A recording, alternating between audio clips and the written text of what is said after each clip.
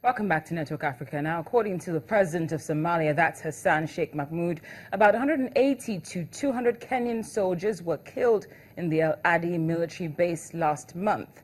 According to the Islamist militants who were allegedly behind the attack, they put the number at 100. President Mahmoud has been highly criticized on social media for going to Kenya soon after the Lido Beach attack in the capital Mogadishu.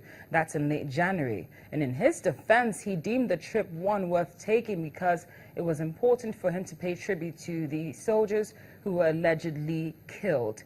Here's an excerpt of the statement he made. You're seeing that on your screen. He says, when 180 or close to 200 soldiers who were sent to us are killed in one day in Somalia, it's not easy. The soldiers have been sent to Somalia to help us get peace in our country, and their families are convinced that they died while on duty. That's from President Hassan Sheikh Mahmoud. Well, the Kenyan military has dismissed the president's comments in this statement. You're seeing that on your screen right now. According to a representative of the Kenyan military, he says, we have nothing to clarify. The information is not true and it did not come from us. Ask the source of the information to clarify it. Maybe he knows his sources. Secondly, we should stop trivializing the dead. They are not mere statistics. They ought to be treated with honor and respect. From the start, we have informed the victims' next of kin. Two other matters now. The United Nations Secretary General, Mr. Ban Ki-moon, has paid a visit to a site hosting internally displaced persons in North Kivu in the Democratic Republic of Congo. During the visit, he met with women in the IDP camp in Mongute, as well as displaced school children at the camp.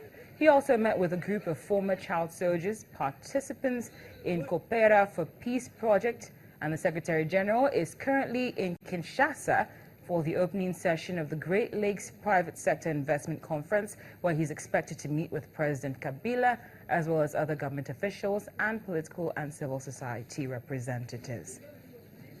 Speaking of the UN Secretary General, it's been a pretty busy week for him. You recall he was just in Burundi, where he met with President Nkurunziza and was able to convince him to finally engage in dialogue and release about 2,000 prisoners.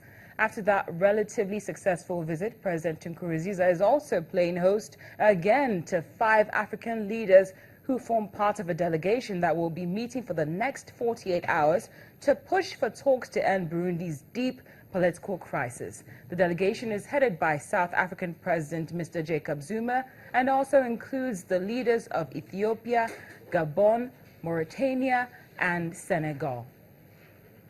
Now, here, let's just bring you some highlights of what's happening in Burundi this week.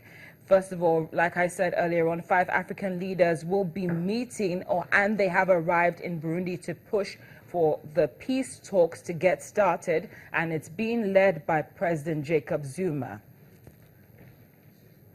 Then the AU has also agreed to send another delegation to Burundi, and is also looking to hold dialogue outside of the country.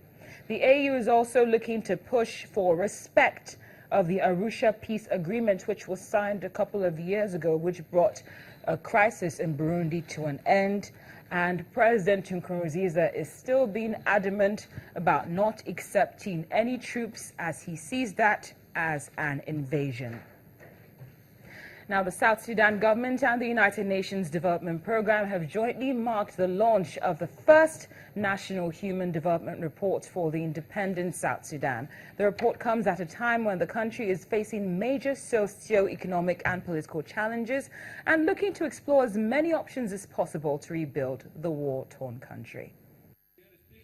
The government of South Sudan and the United Nations Development Programme jointly marked the launch of the first National Human Development Report for an independent South Sudan.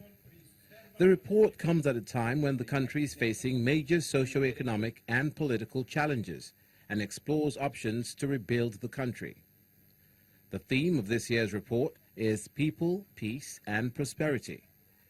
It maps and tracks the requirements and perspectives needed for a prosperous South Sudan.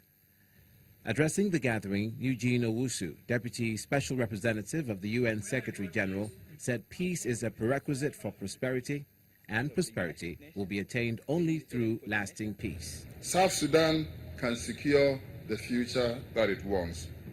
The situation South Sudan finds itself in today, we all do know, is a combination of human actions that can be corrected if South Sudanese genuinely give peace a chance.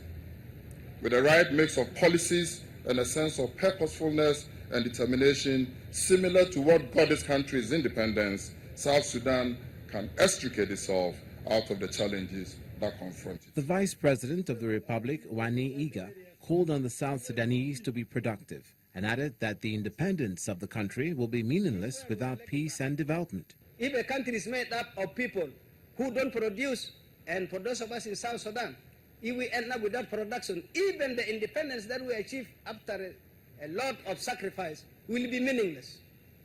And therefore we must back it up by production. According to the report, in order for South Sudan to achieve the kind of transformation needed, stakeholders will have to collectively practice the discipline of linking immediate priorities to the long view of the country.